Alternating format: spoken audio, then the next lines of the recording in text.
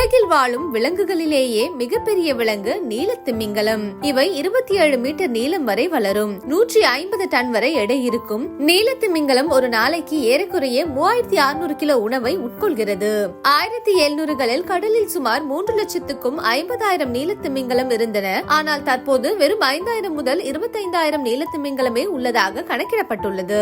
ஒரு தடவை ஒரு குட்டி மட்டுமே ஈனும். பிறக்கும் போதே அந்த குட்டி 2 டன் எடை இருக்கும். வருடம் 91 கிலோ எடை கூடிக்கொண்டே இருக்கும். இதன் குட்டி பிறந்ததிலிருந்து முதல் 7 மாதங்கள் வரை நாள் ஒன்றுக்கு சுமார் 400 லிட்டர் பாலை குடிக்கும். 200 டன் எடை வளரும். நாள் ஒன்றுக்கு 1.5 மில்லியன் கிலோ கலோரி சக்தி இதற்கு தேவைப்படும். ஒரே வயது உடைய ஆண் திமிங்கலத்தை விட பெண் திமிங்கலம் அதிக நீளம் கொண்டது. இதன் நுரையீரல் 5000 லிட்டர் தண்ணீர் கொள்ளும் அளவு பெரியது.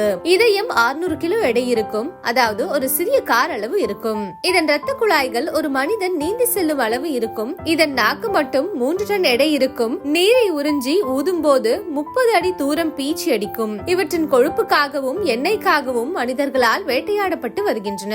ஏறத்தாழ இந்த இனமே அழியும் நிலைக்கு தள்ளப்பட்டு இருக்கிறது. இவற்றின் பாதுகாப்புக்காக 1966 சர்வதேச திமிங்கல அமைப்பு உருவாக்கப்பட்டது.